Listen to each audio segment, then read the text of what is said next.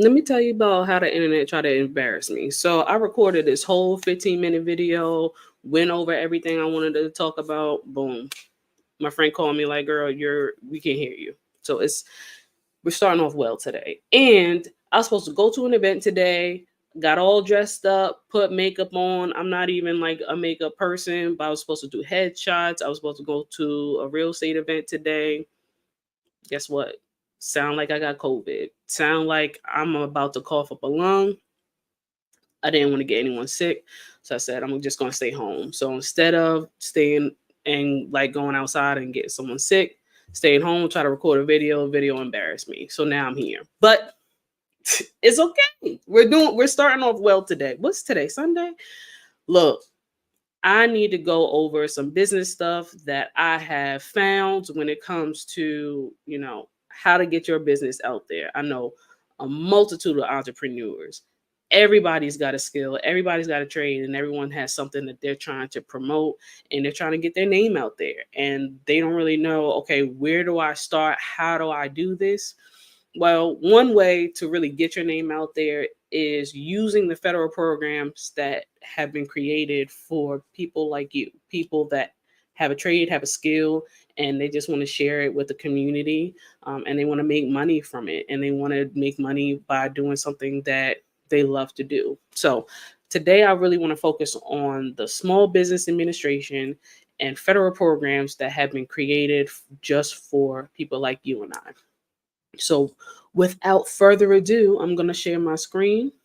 So the SBA.gov, that's where you go for all the different programs. They've got lots of different tabs in here. For today, I'm just going to focus on the federal contracting tab and the contracting assistance programs that exist. So I'm going to do a real quick overview. First, we're going to start with the small disadvantaged business. So to be a small disadvantaged business, you have to meet certain parameters.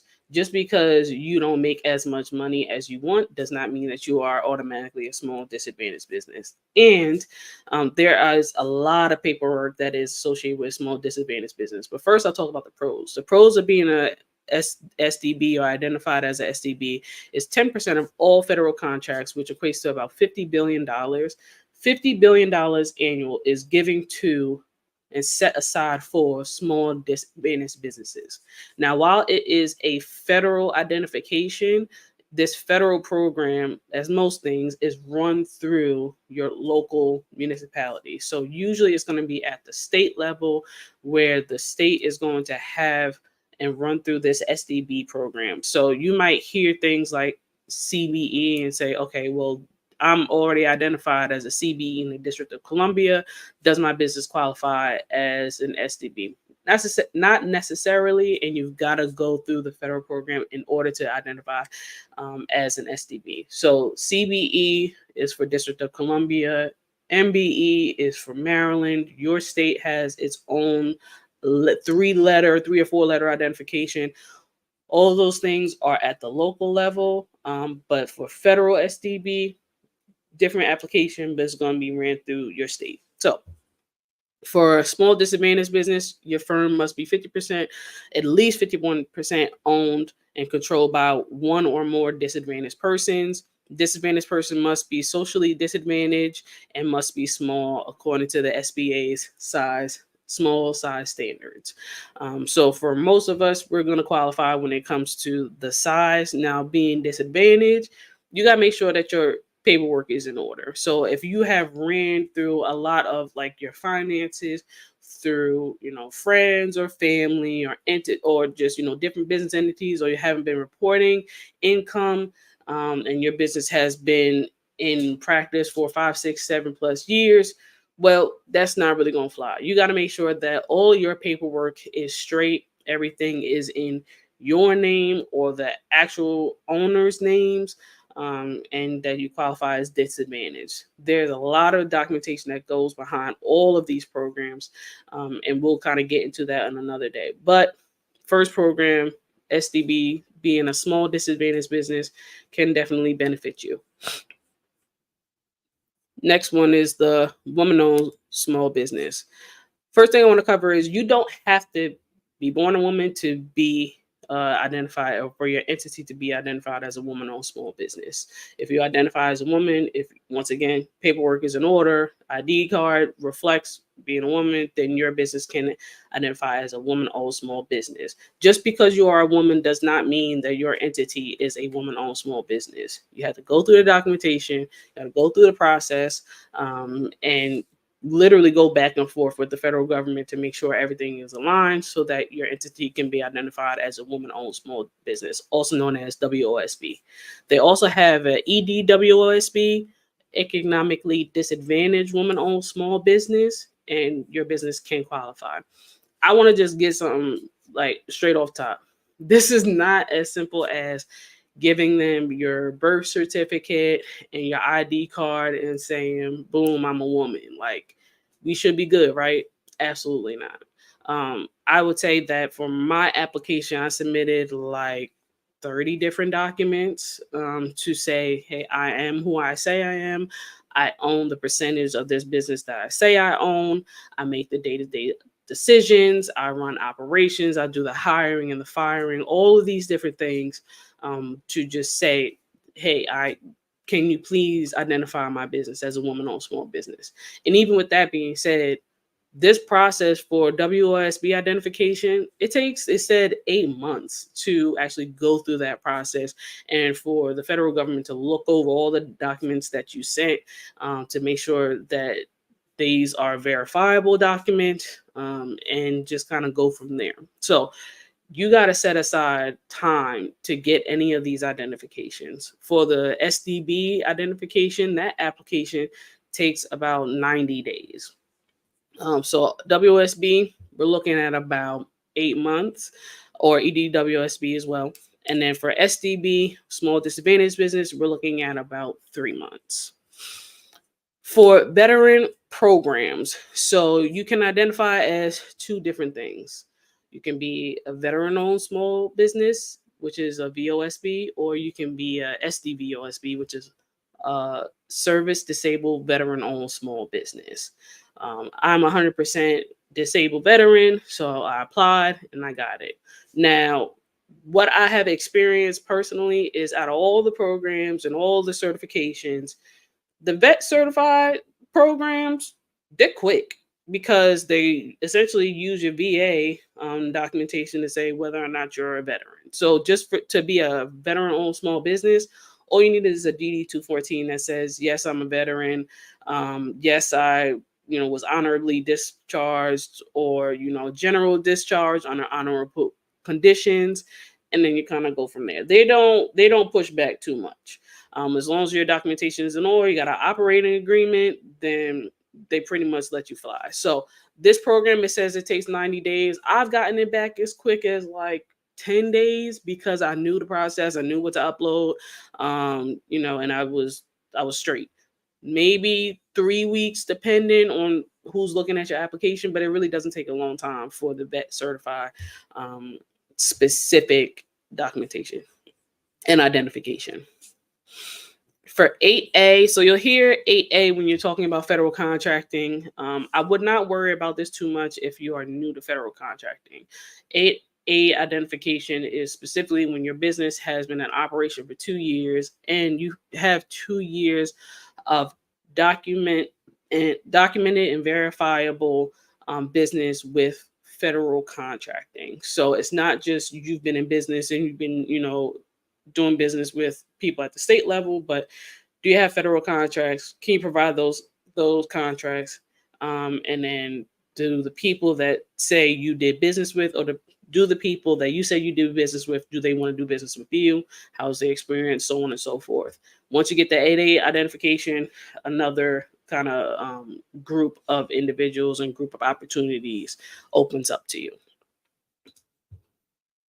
For SBA Mentor Protege Program, this is not the SBA finding someone that does business and then linking them up with you. This is you are trying to enter this agreement with someone and an entity that does business with the federal government. they have decided to mentor you, you come into an agreement, and then you go back to the SBA and you say, hey, I've got a mentor. Can you please recognize my entity as a part of the mentor protege program?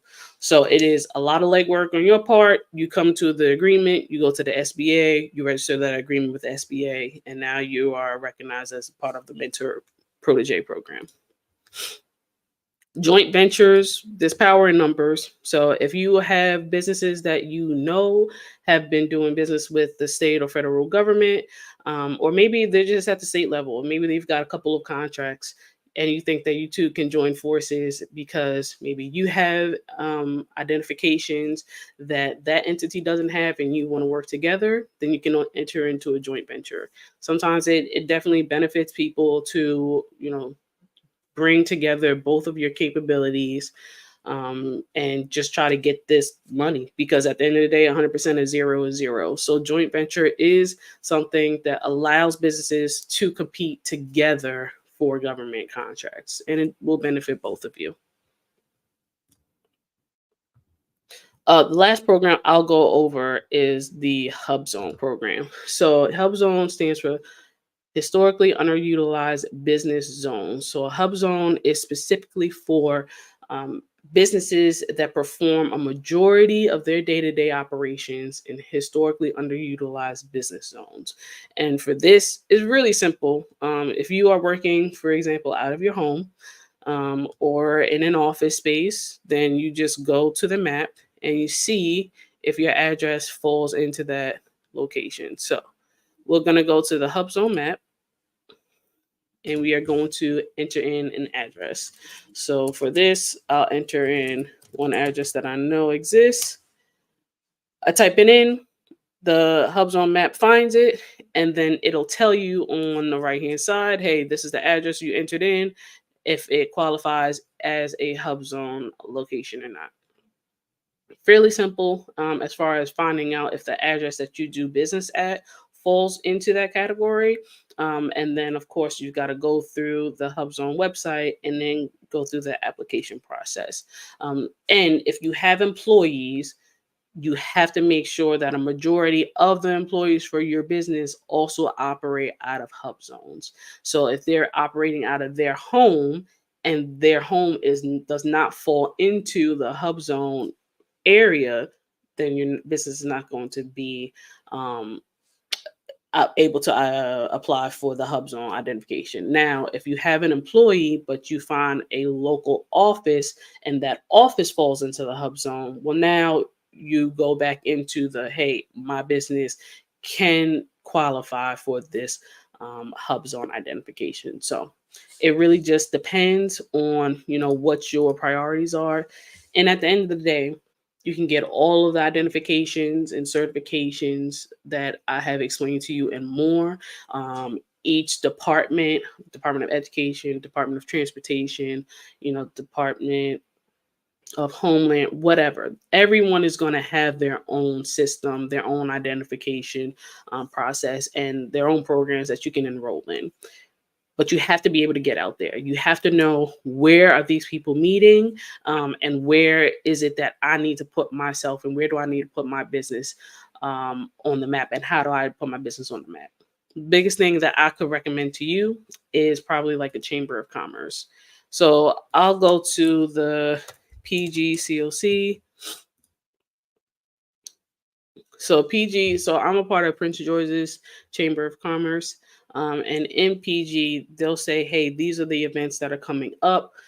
These are the meet and greets that we have, so on and so forth. What's good about the Chamber of Commerce is they let you know what businesses are trying to work with you. They let you know about the different field days that are going on.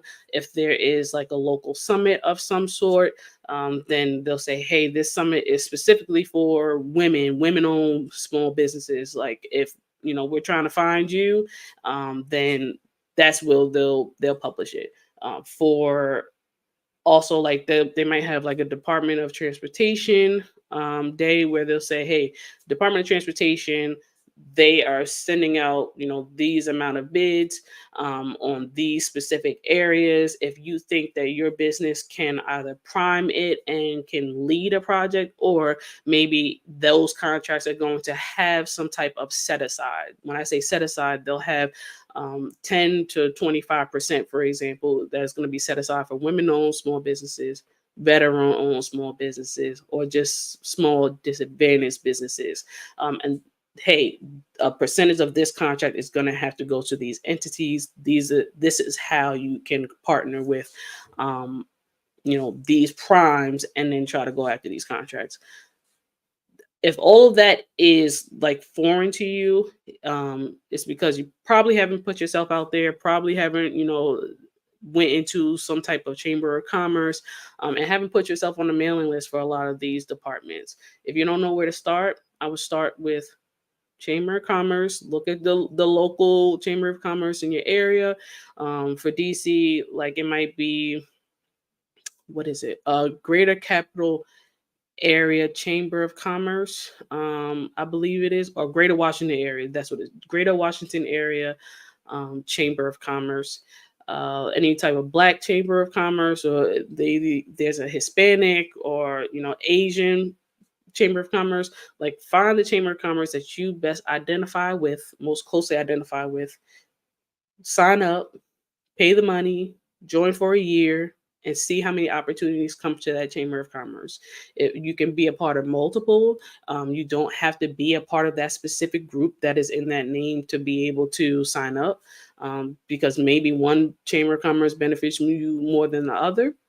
Test them out, see, pay like the $100 to $300 annual, and see how much you can get out of it. And then if you say, hey, I'm starting with $0, then I would go to Department of Transportation, Department of Education, go to your local schools, because every business, state, federal, has some type of procurement. So just look up, hey, who does procurement for this entity, this business, this school, or whatever, and then see where do they post their procurement, and then you go sign up. Once you do that, then you'll start to get emails and things of that nature for any business opportunities that might pop up. So I hope that was helpful for you.